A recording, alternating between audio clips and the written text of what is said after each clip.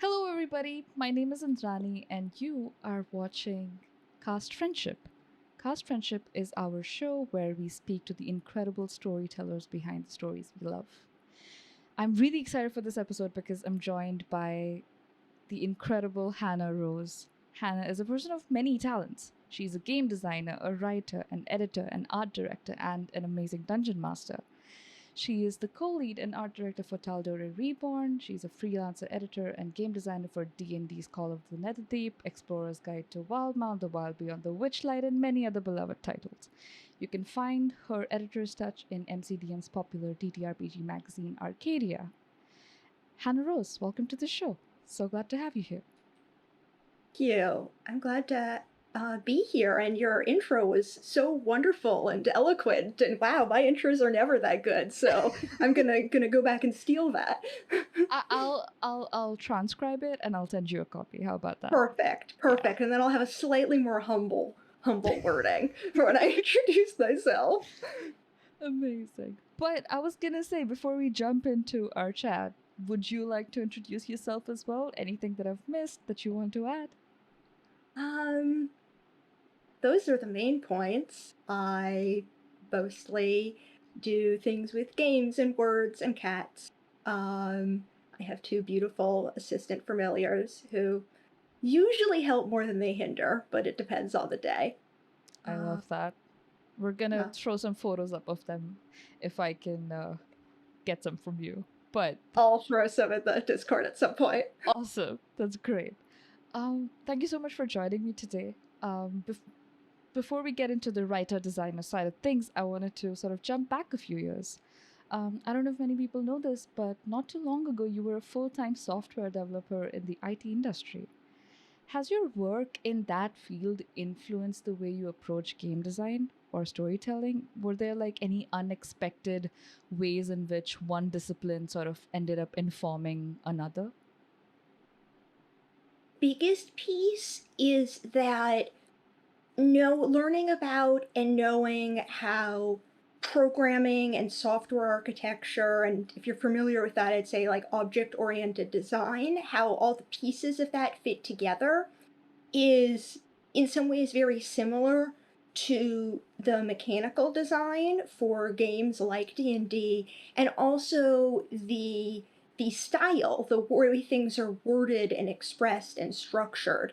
Um, so it's the same kind of paradigm and mindset that in a way I was already familiar with or able to break things down and understand them, and they felt logical, like, how headers are organized and um, how different pieces of mechanical wording are pieced together to be consistent and tie into other things that have precedent. Right. Um, yeah, so that's kind of the biggest point of overlap or relevance. Um, there's also, I would say, some application in terms of collaboration and documentation, working to build and create something, and you might be the primary person doing that, but you're going to connect to things that other people have written or are already there. Right. Yeah, as someone who's also tangentially worked in the IT space, I used to do like a lot of user facing documentation. I got to see my partner, who is a programmer, like sort of apply some of the concepts that you just talked about into his work. So it's fascinating, and I was really curious to see how that translated to game design. But that's great to know. Um, Do you have anything you would add from your for experiences there? I think uh, you and I talked a few weeks ago about style guides for different systems, right? And for me, that was very much like, oh, there's documentation for D&D, or there's documentation for Right. games, and that was really fascinating because I was familiar with with writing these kind of things in a different space, and then to be able to like come to see the sort of technical and more clinical way of approaching game design and writing, because that was really fascinating to me, and that was a parallel that like instantly like popped out to me, because usually when you think of like writing adventures or writing games, it feels like a very creative process, and it is for the large part, but the technical side of things was fascinating to like jump into. So yeah. Yeah, it's both. That's one of the things I really like about it. I can imagine. Your very first DM's Guild publishment was this Bard subclass, the College of the Opera. When your friend Kelly Butler, I believe is their name, the Opera Geek, nudged you to upload it as a paid product, did you sort of dream of this one thing flourishing into like this great career in freelancing for games? That point, I definitely, wanted to see it do well. And I hoped that, I thought, okay, I can make this good. Like, people will hopefully buy it and like it. But I didn't expect it to become a gold bestseller in a week, which was just wild. So, yeah, it was a mix. I wasn't like unambitious in terms of like, well, maybe 2 people will, download this, but like I was not expecting the response and the interest that it got. And I mean, even more than the numbers, just the people responding and reviewing and being excited about it was so wonderful, because it's such a quick feedback loop and such a tight connection with the audience and people who are using things. And that's one of the things I also love about game design. Yeah, I mean, it's a great uh, piece of game design and writing, so it's all very well deserved. But what was the transition like from then going from like a hobbyist writer designer to committing to like a freelancing career? He ended up doing kind of more and more freelance projects. So after the College of the Opera, I worked on a couple things for the Take This charity, which is an organization dedicated to mental health in gaming. And kind of partly through that, I ended up working on something editing for Baldur's Gate Descent into Avernus for Wizards of the Coast. And the more I was doing with that, and the more people I was getting to know in the industry, and the more tired I was with debugging at my day job, I was just wanting to do this full time. I was wanting to work on games full time and not have to commute to downtown every day, and have a kind of 9 to 5 job and feel like I was limited in terms of the excitement I could show for my hobby or my side gig.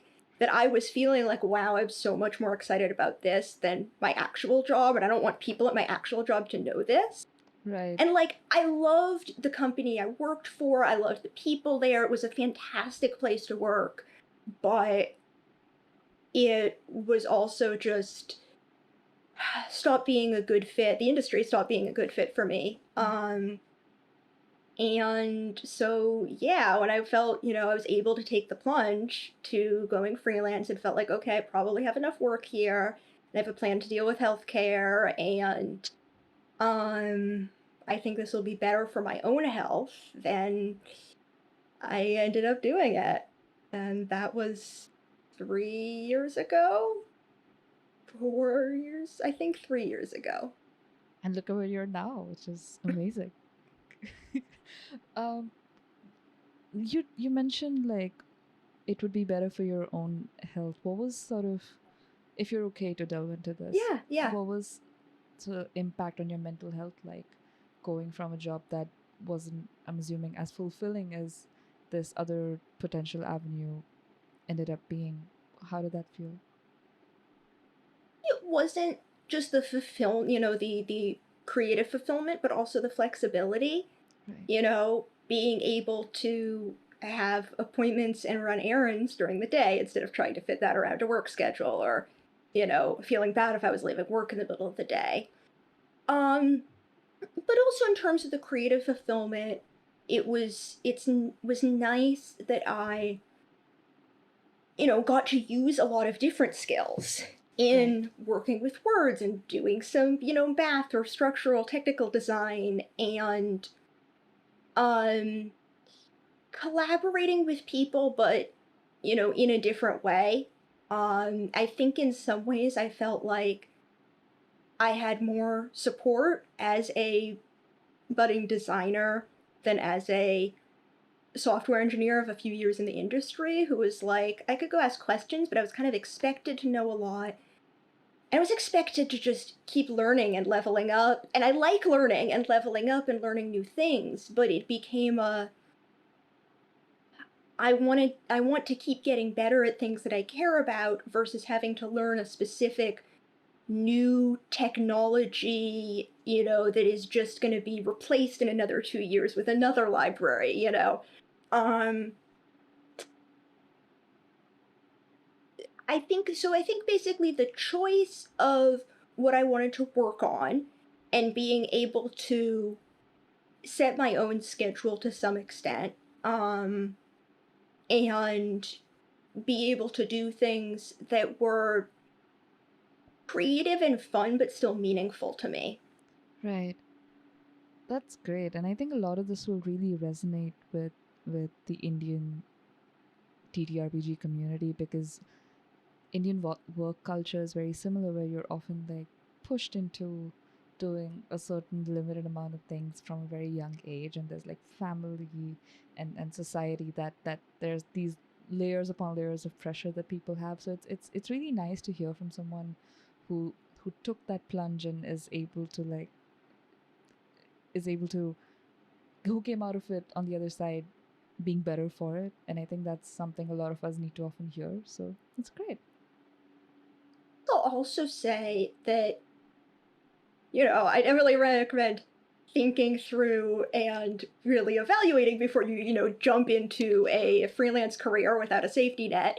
Oh, Though, knowing that I could probably go back to software, even though I really don't want to, but knowing that I could probably go back to software was a good, um, kind of a good safety net for a while. But also that I think some of my family members were, I don't know, wary about me making the jump or didn't really understand why I would go into games and creative writing and not, go into like technical writing or something that was directly tied to math and science, or use my skills there. And so there was a lot of kind of saying, this is what I want to do for myself. And I think that, I have a career here and I'm getting jobs, I'm getting enough work to make a living here. And I could always branch out into other things if I want to. Um, and now my family, kind of more understands that I am like successful here. My grandmother always asks, like, do you have enough work? Are you, making enough money? You have enough, which is, I think, her way of caring more than like judging the industry. Also, she's very forgetful. But anyway, so there was some um resistance. there was a not full understanding of why I was doing what I or why I wanted to go into games and why it was like, I don't know, prestigious in its own way. Yeah. Yeah, no, I absolutely get that. Um, I'm in a similar boat every now and then with my parents, who my dad would be like, "Oh, you need to take civil service exams," which is like sort of the Mhm. government Right. placement sort of stuff. And I'm like, I really don't want to. But when I explain to him that I'm happy and I'm fulfilled and that I'm like doing well, he tends to back off a bit. So I think Yeah. success is often equated to something being correct for someone, which Hmm. is sad, but Yeah, yeah, exactly. yeah, Exactly. And sometimes the people in our lives, you know, think that something might be correct for us and well, and there are lots of things that could be correct, but that's not the path that we want to pursue right now. Yeah. exactly. Yeah. Um, you mentioned feeling more support in the TTRPG space than you were, say, as a software developer. So I'm gonna use that to pivot to talking Yeah. about D&D community, which is TEA and not TY, which was a monthly tea party and D&D talk show that you hosted with Liza Penrose and Celeste Konovich. Mm-hmm. What prompted you into sort of partaking in the show, and what are some of your fondest memories of it? So yeah, Lisa organized that, and it was a chance for us to engage with the community in a fun way and talk about um, talk about just what was going on and what was changing. And I was friends with the owner of this place called Friday Afternoon Tea in my neighborhood, which makes all sorts of wonderful geeky teas. And so she ended up sponsoring us, and we would try a different tea of hers every month. And um, there's something so valuable about engaging with the community and having that direct connection and that time for people to share in each other's excitement. Um, and oh gosh, favorite memories are just, getting to be silly in the show, developing its own little in jokes, like no existential we have Q&A at the end, but no existential questions allowed. And I think for like the October episode, we like all dressed up in Celeste wore dinosaur pajamas. And getting to talk about things that other people in the community were creating and promote those. Yeah, it was a lot of fun. Yeah, I can imagine. Um, the community's grown so much, and there's like so much new content out there at all times. And you yourself, you worked on so many different titles over the span of your career. How has your process changed, say, since your first major product? And what are things that present day Hannah knows that you wish Hannah back then was aware of? Or not that, you're I don't know. always I get that. learning, That's a but great question. That's a great question. Um, First thing that comes to mind is for my editing process, I'm more organized in a lot of ways. Like I've always been, detail oriented, but some mentorship from other very experienced editors in the industry have taught me some tricks of the trade of um, ways to be sure that, everything, all of the fantasy names in this document are spelled correctly, and just a flag when they're inconsistent, or tools to make that faster. And I have a better knowledge of, like I was familiar with the game as a player, um, which is not all, not all people who play games a lot are good game designers, but pretty much all good game designers play the game.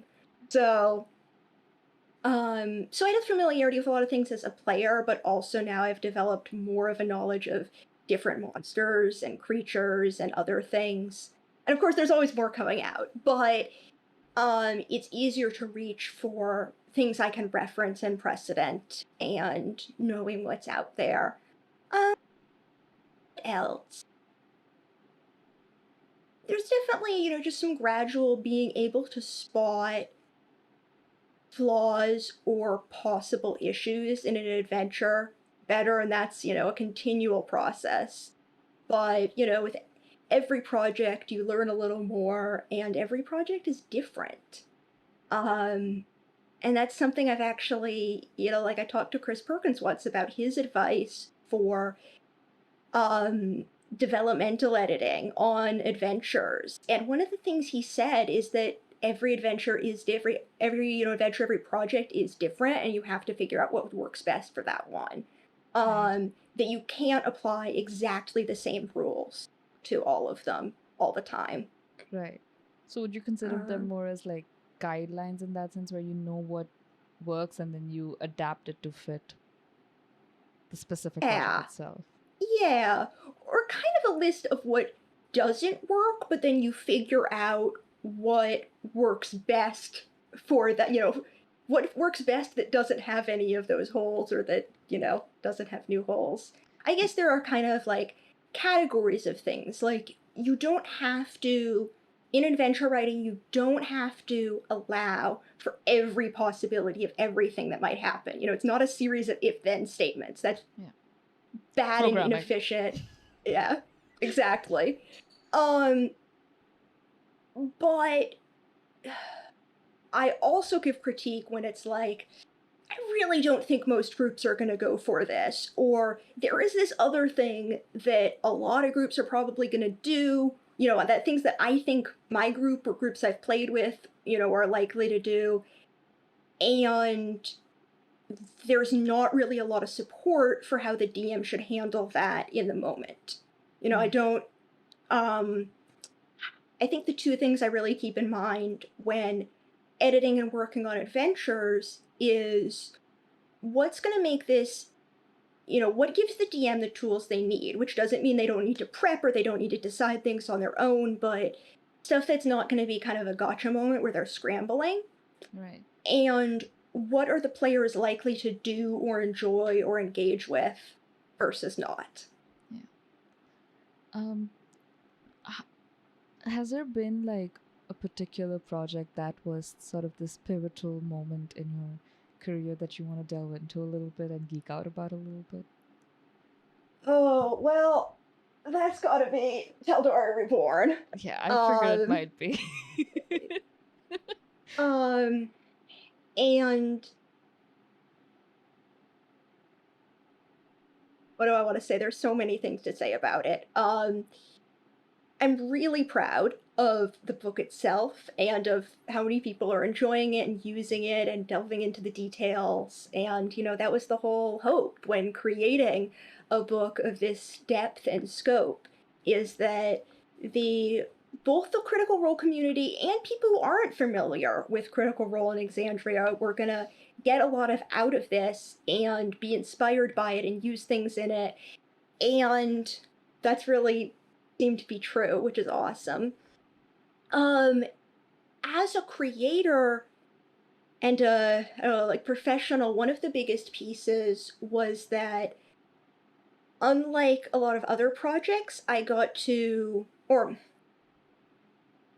some projects where I go in as an editor or designer and hand in work and then I'm basically done, maybe a round of revisions and then I'm done, and then I see the final thing, which is awesome and exciting and wonderful. But I got to take not only a leadership role, but a more holistic role of, granted, wearing many, many hats, but really being able to touch all the different parts of this book and put it together and bring it out into the world. And that was really hard, and I learned a lot, and it was a lot of fun and an amazing experience, and I hope I get to do it again someday. I'm sure because you there's just something about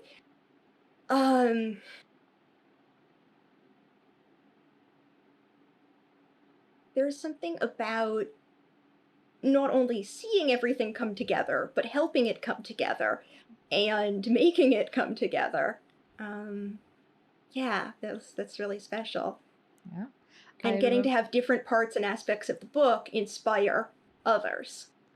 Absolutely. I was just gonna say, I remember when it got announced, released, there was this picture you put up on Twitter of you holding the book, and I was just so happy when I saw it because obviously there was chatter around the book up until that point, and I was just so excited for it to come out. And when it did, I've read it, and it's such an incredible piece of work, like all the way from the art to just the way you and your team expanded on Exandria as a whole. Just, it's amazing. Like for one of my streams, I was like, I need to play a Blood Domain cleric because yes, it is so good. I love everything about that book, and it made so much progress even in terms of representation. I know you were the art director for the book, and Lauren Walsh as the character designer was just amazing. But knowing that that the paladin has transition like Yeah. surgery scars on them, Yeah. and there are There's people. another character too who has the Fire Ashari. Ah, it, Yeah, is also a trans man. it's and having their pronouns in the book, and just all these seemingly small things that are so monumental to people who otherwise haven't felt represented in this media, in this form of media that they love so much. Like, I think it's like a historic piece of work in that regard. So like, it's amazing. You should be so Oh, proud. thank you. I mean, I am very proud of it. I'm very gratified again by the response. But yeah, that was, absolutely a priority for us, is the representation in art, not only of, skin color and features, but also of age and body type. And and it helped to, just work with really good artists. I think um a lot of books and publishers strive for that, and there are a lot of uh there's a lot of art of people in color in the D&D 5th edition books, and it definitely helped really just to work with artists who were people of color themselves, or artists who really understood the assignment. And there were specific directives, but artists who really understood the assignment, and um and also cared about that, who had the same priorities. Yeah. I think it also speaks to a larger sort of shift in the way games are being written for the better, and I just feel like TTRPGs and D&D specifically, it's going through this sort of radical, really beautiful transformation now. And I think like folks like you and Sadie Lowry and Laura Hesbrunner and Justice Arman and Mario Ortegon, I mean, you folks are ushering in Favorite a people. new generation of storytelling, right? And a new generation of what it means to play D&D.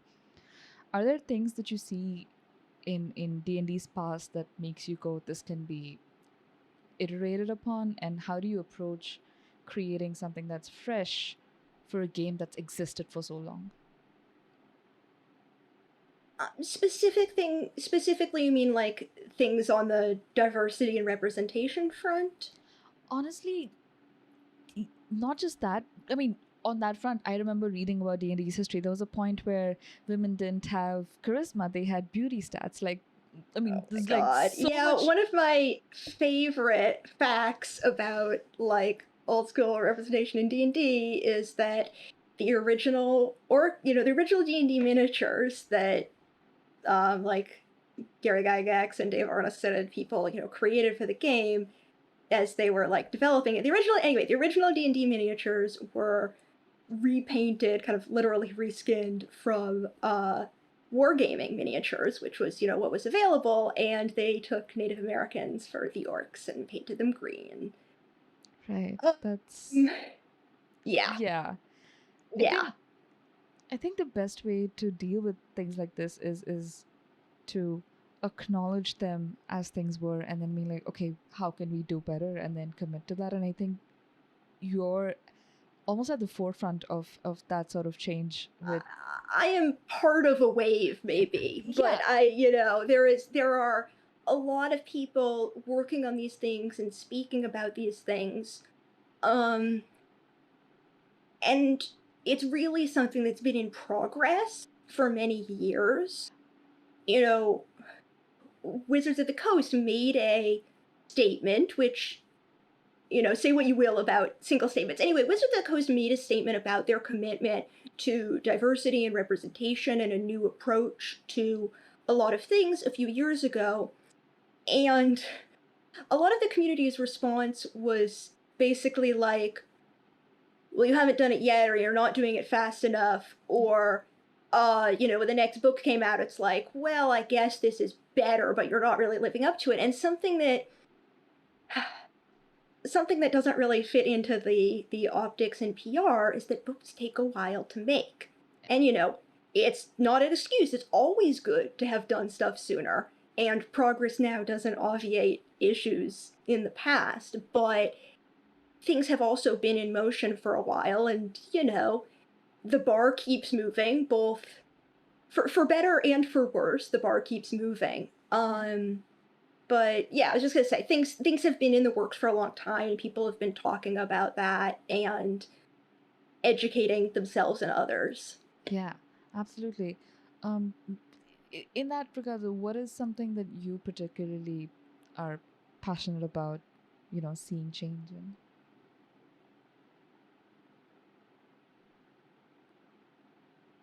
Big things for me, and this is something that is changing. And in some ways, I there lost you there are for a I don't. bit. I lost Oh, you for the portion where you mentioned what it is that's a big well, thing. I haven't gotten there yet, so that's okay. Oh, okay, okay, good, good, good. um, One of the things that's a big deal for me is obviously race or ancestry, whatever you call it, in D&D and in fantasy and fantasy games is a very tricky issue that has a very problematic past. Um, and there are lots of ways to approach making things like that better. And in terms of like 5th edition D&D, not tying ability score increases to your genetic background. So I got to edit a supplement called Ancestry and Culture, which I think was published in 2020, Mhm. meaning I worked on it in 2019 around then. Um, that was an approach to creating characters of mixed ancestry and culture, or decoupling. The idea there is to decouple your ancestry, who your parents or ancestors are, from the culture you grew up in, right? Because I think there are some good articles on this. Maybe I'll try to look up some and link some, but there's this notion of racial enclaves in fantasy that is baked into a lot, but not all fantasy. I mean, Tolkien, there is a place where the elves live, there is a place where the dwarves live, there are places where the humans live, there's a place where the hobbits live. And so those places are both a race of people, a biological gene pool of people, and a culture, a shared location and history. And I won't go into here the the issues that can arise with that necessarily, but we also have, in fantasy, it could be, especially in places where there is, there's travel, there's teleportation, there's magic, there's skyships, there are, actual reflective of history is that not all the people in Europe were white Europeans, white people of European ancestry, that there is a lot of, I guess, false narrative of, oh, this is how things looked in medieval or Renaissance time. And the reality, when you look at the actual history and not just kind of the media representations, that things were much more diverse and cosmopolitan. And that's really cool and fun to have in fantasy. And there's no reason not to have that, so we want to be able to have mechanics that support it. So yeah, there's, ancestry and culture. Some people have done, like Gabe Hicks did something where your ability scores are tied to the class that you pick rather than your fantasy race. The current D&D approach is basically just, hey, you get to pick what your ability scores increases are. You pick whatever feels appropriate for your character. And that helps any of these approaches decouple or help players avoid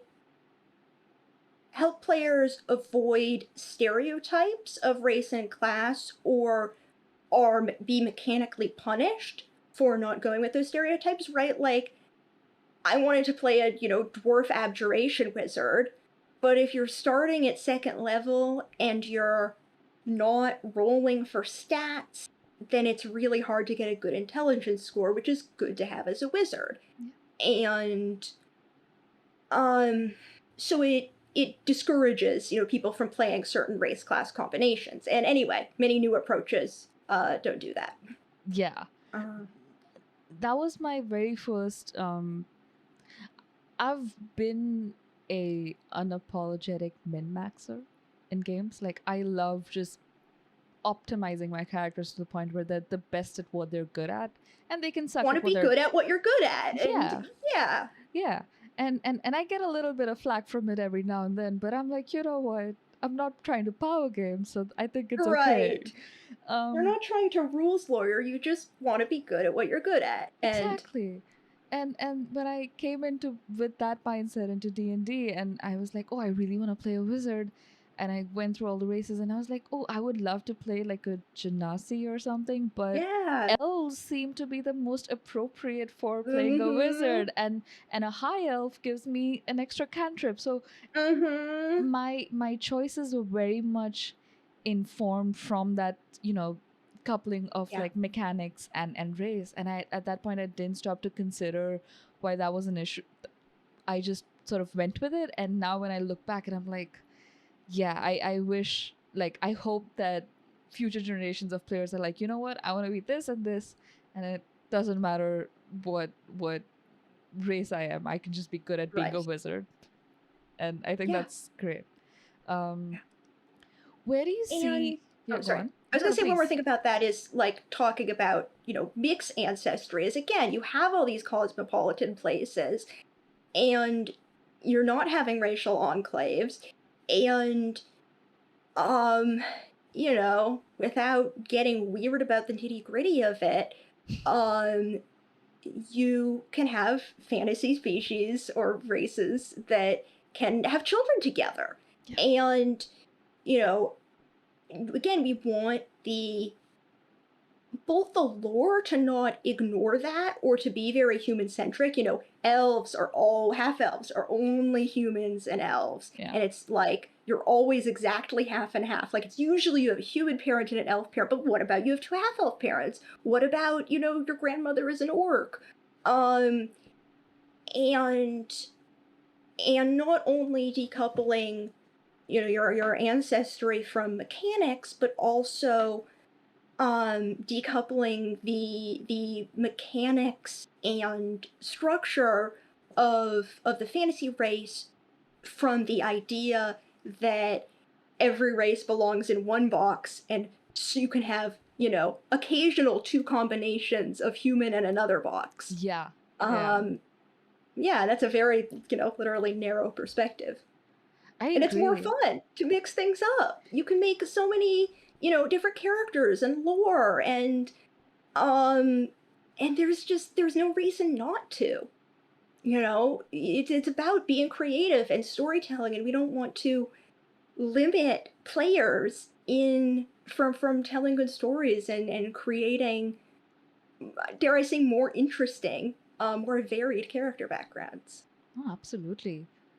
One of my characters on the stream is a half genasi, and her history is muddled, so we're not quite sure what the other half is yet. But like, she's like this: "Are you a human? Are you a genasi?" Like, we don't know.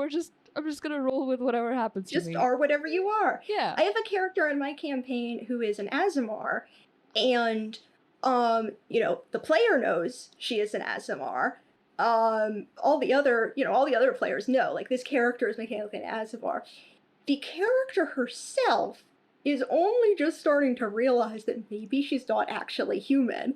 And she was like, no, I'm human. And all the other characters are like, you can see in the dark, and you have, like, naturally bright pink hair, which we've never seen in a human, and sometimes you glow. Like, we don't think you're human. And she was like, That's awesome. Yeah. I would love to, like, hear about what the eventual revelation, like, oh shit, I'm not actually is like. Yeah, it's gonna be fun. And the player knows that the character is an Aasimar. She does not know her character's actual origin. That's all in my head. So I'm looking forward to when she figures that out. That's awesome. Oh god, I want to hear more about that.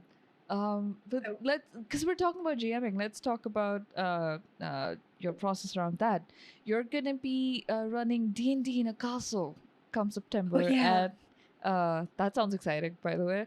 But I went looking, and it mentions in that blurb that your GMing style is all about guiding players to tell sort of earnest, genuine stories and incorporate twists on like classic fantasy elements. Um, how do you go about outside of being a game designer, outside of being like an editor? How do you go about creating these experiences for the people who play at your table? Do you have a particular way of doing things that you want to share? I'm definitely still developing my DM style and skills, and I've been told like all my players are having a great time. So sign up for a table at D&D to cast. We'll have a great time. But I spent a long time mostly being a player, and which in a way is very good as a designer and editor to really have that perspective, because a lot of designers are kind of perma GMs.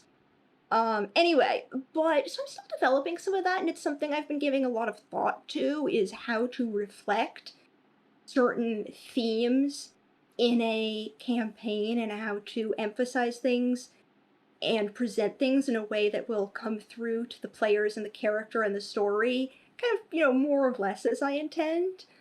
Um, I think one of the big things for me is setting things up in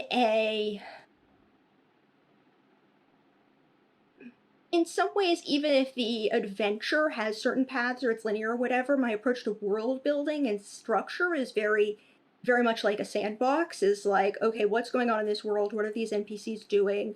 Uh, what is happening in the, culture and even like economy of this place?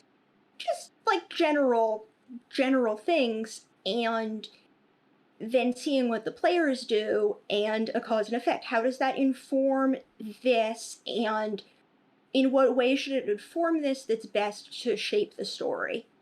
Right. I love that. Um, so what else? But yeah, definitely setting things up, seeing what the players do and how the use of the characters do also, and how the players and characters respond to things.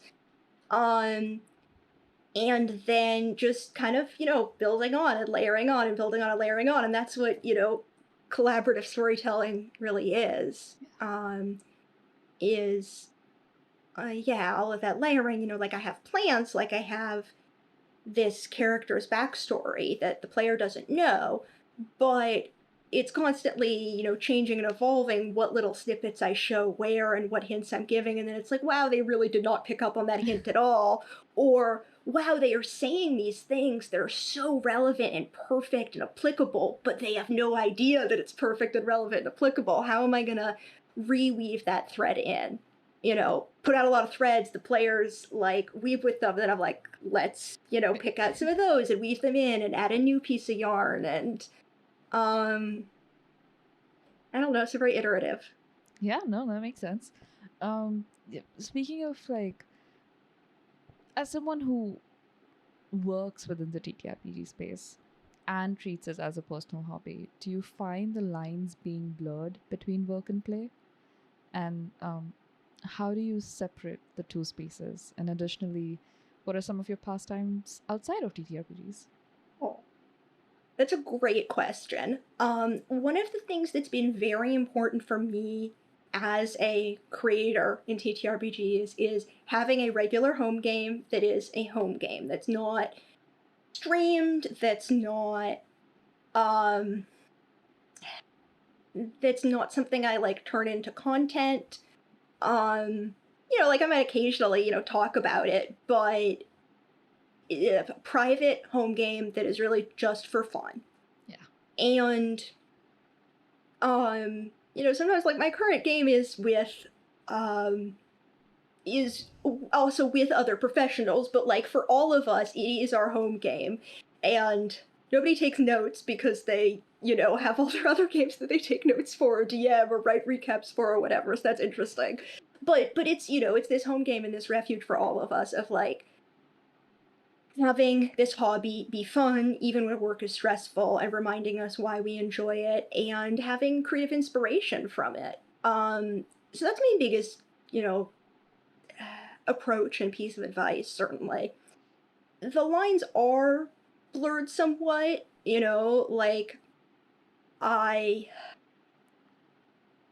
I work on things for my home game that I kind of also maybe consider a little bit of work if I'm learning new, skills or software, whatever. Um, if it's self-education, then it can be a business expense sometimes. If I buy something or have a resource or whatever. Um, but yeah, having that thing that is for fun with friends that I'm not monetizing in any way, that's not for the public, mostly I can separate it in my mind between work and play. Or I guess I can separate it in my mind between work and play, even if it's still really close together. Yeah. It's not like falling into a morass. It's a little both sides of the mountain. I don't know. Yeah, I get that. Yeah. And my second question there is, what are some things you enjoy outside of tabletop role-playing games? Right. There was another one. Oh god. I have so many hobbies. Tell me. It's so hard. How can I do all of the hobbies? I feel that pain in my bones. Yeah, well, obviously I love reading, especially fantasy, and I would say, that is outside. It's also really important just in creating in general to have creative input, things that you do, you read or watch or listen to music or whether that is like things with, amazing narrative and stories that you're learning from, or just like trash TV or, romance novels or whatever, you need that something that can help you recharge both kind of emotionally and creatively. So reading, I like doing when I have time, like papercraft stuff, like collage or, that's kind of like I have to set everything collage or card making. And a friend got me a drawing tablet recently, which was a wonderful, terrible gift because now I have a brand new hobby of experimenting with sort of learning drawing, which is not a thing I really have done before. But boy, is it fun. And what else? I like cooking and baking a lot. That's something that it's like, sometimes I am too tired to do, but I do love, cooking and baking things for fun.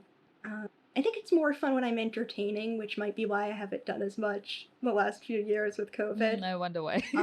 Yeah, right. So, I like doing that. I like doing hikes, and again, it's like I have to get myself outside, but it's like I like doing hikes and walks and being out in nature and getting away from the city and travel. I mean, I love travel. It's been so long, but that's just so important and fulfilling. And one of the things I'm most looking forward to is being able to travel again someday. Yeah, I'm with you on that, and it honestly feels a little surreal because outside of the hiking, because almost everything you mentioned is something that I'm also really interested in, especially the drawing thing, because I got myself a tablet and I have this little bit of like a, I'm not gonna be good at it, so I won't start sort of block, and I'd love to tag team with. Chat. We should chat. That I was just gonna say, we should let's hop on Discord after this. Yeah. Talk about that. But also, you mentioned reading fantasy. Give me your favorite. Not favorite. Let me not put that pressure on you on those authors. But some of your top picks for fantasy readers. Definitely my growing up favorite, and honestly still one of my favorites, is everything by Tamora Pierce. Both of her fantasy worlds, and the magic systems, and a lot of strong, interesting female characters, and a cast of interesting, unique characters that interact, and a lot of like lore in the world. And yeah, so I love all of her books. That was definitely just like a favorite, both in terms of being influential and also just in terms of being, at this point kind of like comfort food, and I think influential for me as a person as well as a creator and storyteller. Yeah, I think that's an Um, important distinction to make often when we're talking about stuff that impacts us. But yeah, sorry, is there more? yeah. Um, oh, what else? I can just, looking at my bookshelf. Yeah, you're allowed to cheat a little Like, bit. I haven't read them in a while, actually. I just redid my bookshelves. They're out of order. But there's a series by an author named, this is an Australian author, New Zealand author called Alison Croggan. That the first book is The Naming, and it's not in a ripoff way, but it's basically a feminist Lord of the Rings. Like, it's got a lot of similar elements to Lord of the Rings, but there are, the protagonist is a strong female character who really comes into her own, and she's also a poet, so there's all this beautiful poetry in it. And yeah, I should reread those. I really liked those. What else? I like some, like mostly on fantasy, but some mystery, and historical, like Laurie R. King, is a favorite, or like a lot of her books, for kind of historical fiction mystery. Amazing. I'll put links to all these authors in the description or wherever this goes up, so folks who want to check it out can. I absolutely will be. So, before I jump into community questions, I absolutely have to ask you this because I will be doing myself dirty if I don't. Like me, you are a dice fiend.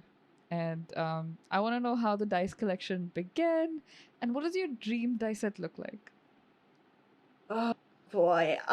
Okay. So first of all, I should say I'm like,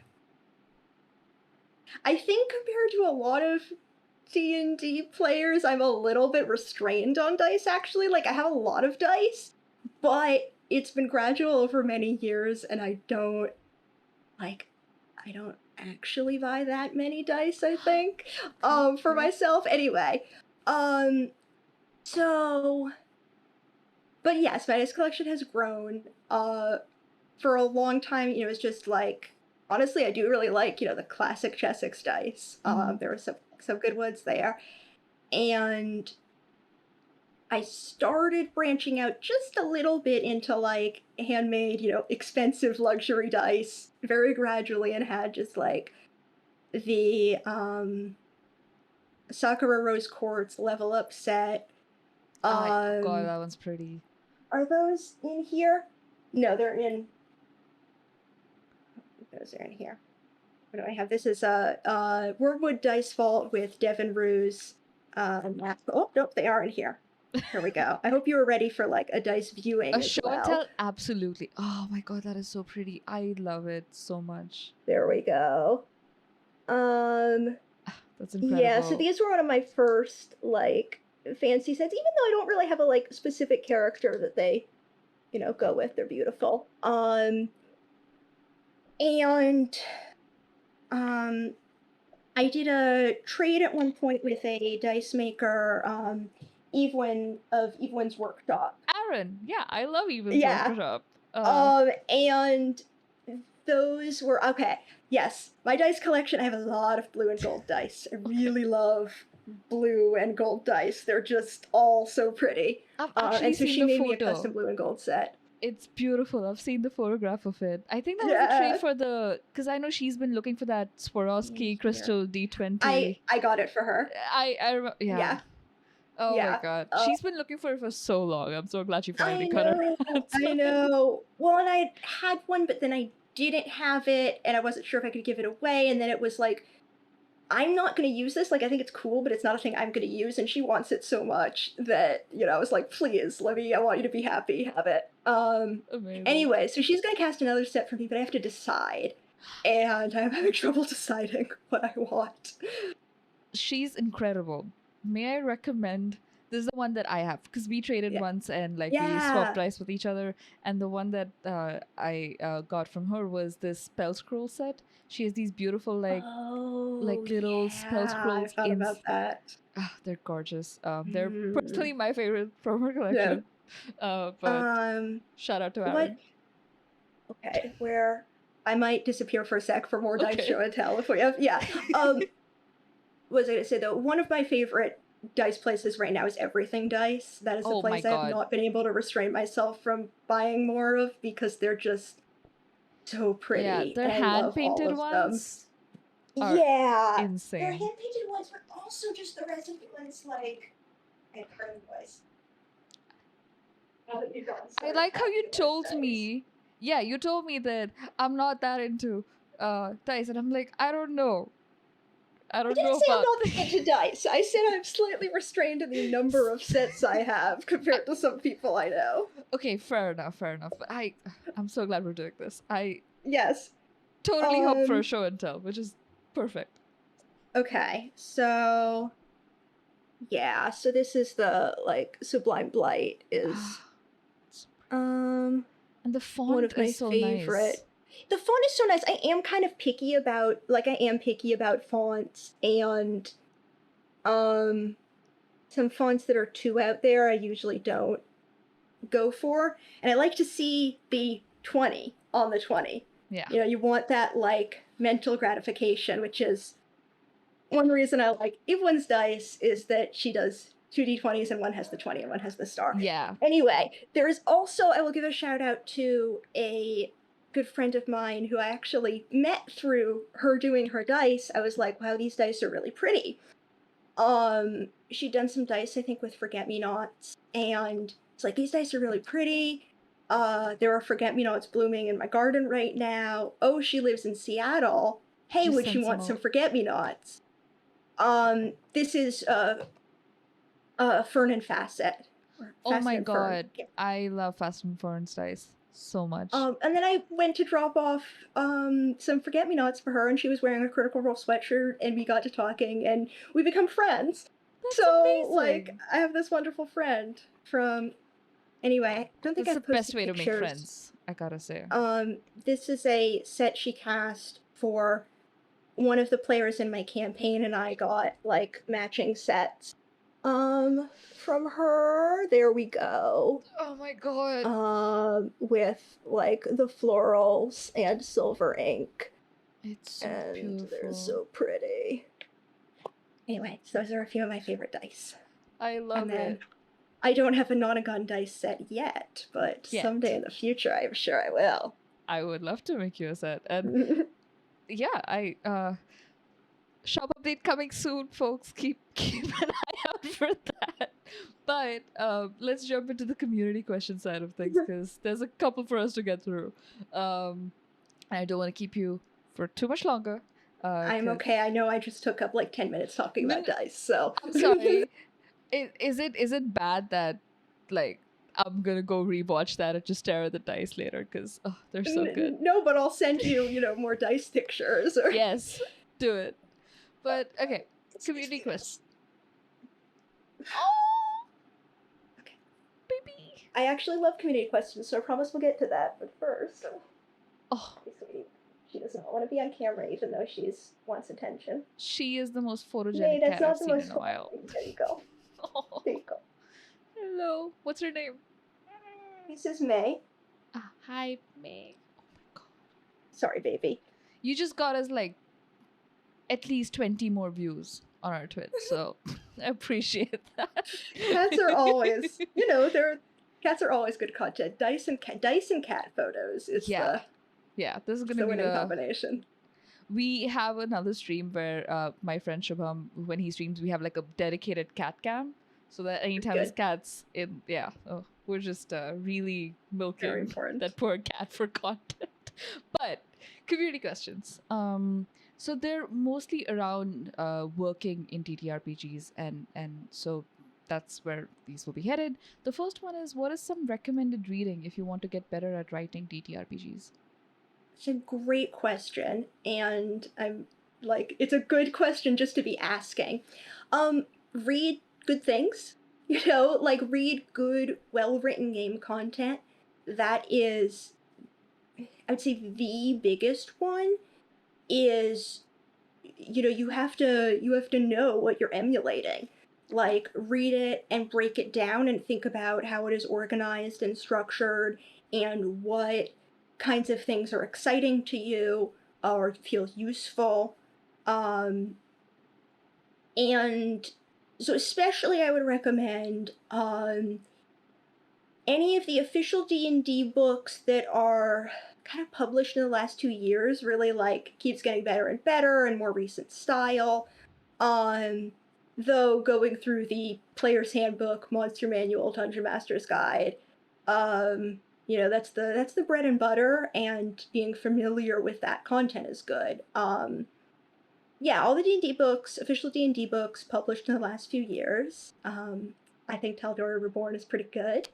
The person who asked this runs a Taldorei Reborn based game, so yeah, they've read that. It. I will tell you about it because I play in it afterwards. Yes. That's your blood cleric? Yes. No. The blood cleric is from the stream that I do. Right. This is a home game, but yeah. Right. Yeah. The MCDM books and Arcadia articles are well written and well structured. What else? I'd have to kind of give like specific things, you know, here and there that I think are really really good, but you know, looking at like your favorite creators on those and people who've worked on those, and you'll learn to kind of evaluate for yourself, you know, is this good content, but then really reading as much as possible. In terms of stuff outside or in addition to actual game content, I think that some stuff on the things I should do more of are reading about narrative design and reading about video game design or learning about video game design, even though it is. Oh, you're frozen. Let's see if we can get. Sorry, folks. Just gonna try see if it's us. Understanding what works and what doesn't in terms of video game design. Oh, sorry. I lost you like a good 30 seconds ago when you were talking about reading stuff outside of game design and delving into video games and narrative design. That's fine. I'll go back and I'll be more articulate this time. Attempt number 2.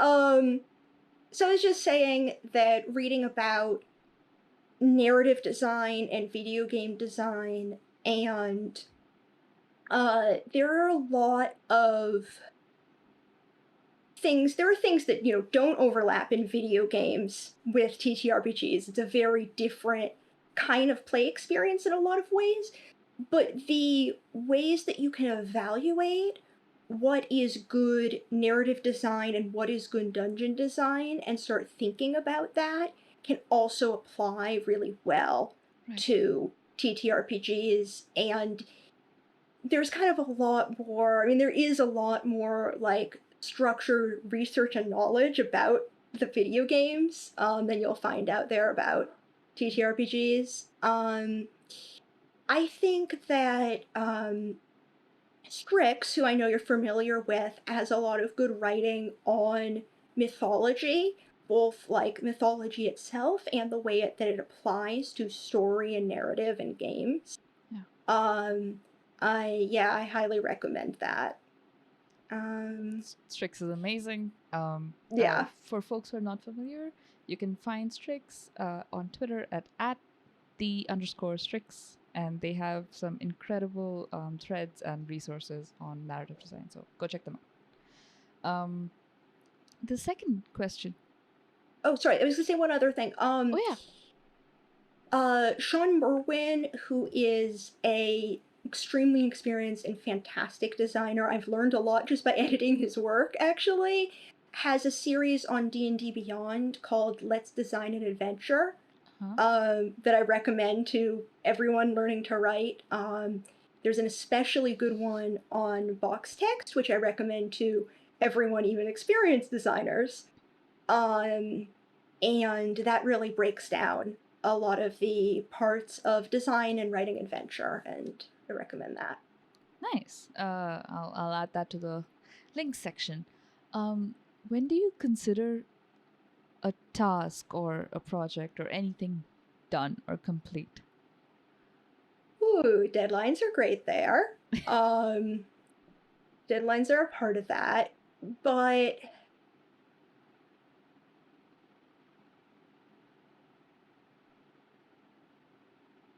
it depends on the task and the project. I would say kind of at minimum when it's gone through 2 or 3 rounds of revision and polishing. So like I would write a rough draft, clean it up a little, get some, feedback or an edit or a playtest, and continue to develop and improve it, and then probably do that process or just another round of like editing, and maybe it's copy editing and polishing and fiddling again. And then it's like, what are you gonna, lay out and proofread and adding art, and it depends on the project, but I would say minimum like 3 total drafts. Gotcha. If you had complete control and freedom over it, what is a setting that you would like to write or explore? I mean, I love working in Exandria. It's a little bit nerve-wracking because it's like, it's Matt's world and his setting, and it's so amazing. And yeah, it's nerve-wracking to be like, this is just my little idea for a magic item. Could we really like put this in the book? Or and Matt is so like generous and amazing to collaborate with, which is part of what makes it really fun. But I really enjoy, working in and creating things for Exandria. And I mentioned Tamora Pierce earlier as one of my favorite fantasy authors. I would love to someday be able to do something with one of her fantasy settings. Or develop another setting of my own. I've definitely, like, I love drawing maps. I think I really like running games, creating my own setting and homebrewing that, but it is a lot more work. And it's something that I haven't had time for in the last few years. So feeling confident enough with a published setting to run things in it is helpful. Right. And I still do some world building and development. But yeah, I'd love to, I'm sure it will strike me and I will create my own setting that I can continue to develop and flesh out and map and write about someday. I look forward to it and playing in it and running it, all the things. Another question is, when writing a setting, how do you balance creating a rich and intricate world while also giving game masters the freedom and flexibility to use the adventures in their own way? Like setting versus adventure. I would say those are 2 different things. In terms of a setting, um, it's more about what is going to be most useful versus taking up space or being informational overload. Like, I don't think my design philosophy is that, anything can be adapted and changed. I think most GMs and readers know that, that this book, this content, this information is there for you to take it and do with it what you will. I mean, it says that in Taldorei, you can do whatever you want with it. You can put this in your own setting, you can change it up, you can have a different version of Exandria. So it's mostly about, okay, what is going to be most useful and relevant to the GM and memorable. Right. What is the information that's going to convey the key points and themes of this setting, um, or this, specific location in this setting. Um, and so a combination of, okay, what is important to know?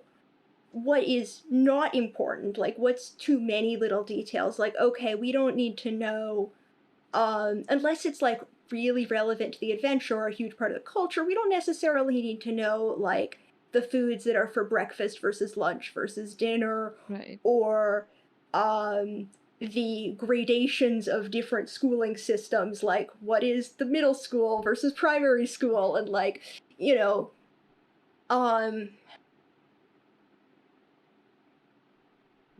details should be. It's easy to go overboard on details, though I do think details, when used sparingly, are important and bring a lot of depth and flavor to a setting. So that's kind of a little bit of like a garnish, Right. a detail here and there that really brings it to life, but not a long list of details. Um, it's writing, D&D setting or location is a balance between, you don't want it to be an encyclopedia, but you don't want it to be an encyclopedia that's like organized alphabetically and very much fact, fact, fact, fact, fact. Um, it's more like kind of a travel guide or a travel manual. And but I personally I like having like chunks of lore and historical information and all of that. Yeah. Um, does that does that kind of cover it, do you think? Or does I that think answer so. that? Yeah, I would say so. I think I'm just gonna club the next question with this one because someone asked like, "What do you think makes a compelling setting?" And I think a lot of what you covered can also speak for the second question, unless you want to Yeah. add something to that. I think every setting should have its own unique kind of, twist. It doesn't have to be kind of like one big gotcha. Um, and it doesn't have to be something that's like nobody has ever done anything like this before.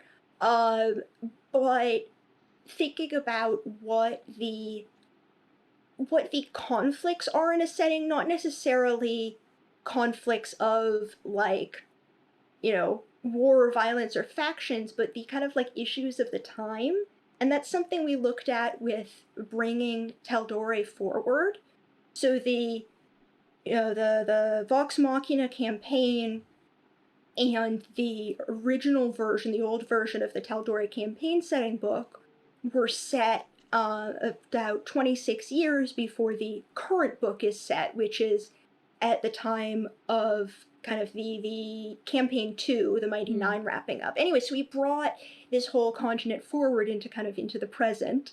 Um, and one of the big questions for me was like, what are the issues of the time and society? What's going on that is important in the lives of people today? Hmm. Um, I definitely, yeah. So I think things that are relevant to adventurers who are not ordinary people, but I also find it important that a setting give information about the lives of ordinary people, Right. and not just what, diplomats and rulers and high mages do, because those aren't the those aren't the main dish of the setting. Those aren't the people. You want to know about the people of the world and the different cultures in the world and what they value and what they care about. Yeah. And, it's like understanding an NPC's motivation is more important for the GM who will be playing them than understanding a entire chronological history of the NPC's backstory and a list of what they know, because what they care about is what they care about and how they approach the world. is really crucial. And in some ways, I think that's the same for a setting and an entire, population, an entire culture and world, is what is important, um, and what are the things that people care about or struggle with or want to happen. Right. Makes sense. I'm glad we included that last question in there. The next set of questions, there's four more, deal with sort of finding work and being a published writer designer. And in your experience, what is the best way to pitch your work to game developers and get them to want to hire you? Don't. Okay. Don't pitch your work to game developers and ask them to hire you unless they are A, soliciting pitches, and B, you have work that is already published to show. And so you might say, like, well, how do I get work published if, I'm nobody's hiring me? And James Introcaso, who is a wonderful designer and friend and mentor of mine, just released a video about getting started as a D&D designer that really covers that topic. But cliff notes of that is it's very easy to self-publish stuff as a PDF on the DMs Guild, on your own website or blog, with a friend. You just have to have finished, polished content that you can show. And especially if you publish that and people can buy it, or even people can read it on a blog, though there are many pros to actually charging money for your work when it's good. As I say, then you build up a portfolio and a reputation, and then you can get work. And if you're struggling to get work, I think there are two pieces of advice I would give, and one is keep improving. Keep doing that, reading and editing and polishing your own work. And two is network, but in a professional way. It's not about networking with the, lead designers and managing editors of the publisher you want to be published at, and with Wizards of the Coast game designers. That's not. You want to network with your community and build that community. And there's so many people's opportunities and real,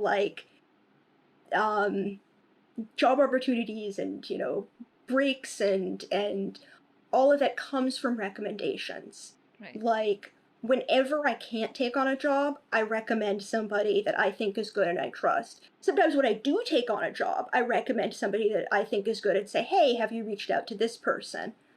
And, building that community of other creators is so important for getting work, and also just for your own self-fulfillment and people who cheer each other on and support each other. But don't cold email publishers, especially or DM them, especially repeatedly, asking for them to publish your stuff. That is a surefire way for them to never want to work with you, because that's very unprofessional. Right. Does having your own website and portfolio available on the internet help, do you think, in maintaining that professional? I think it's a great idea.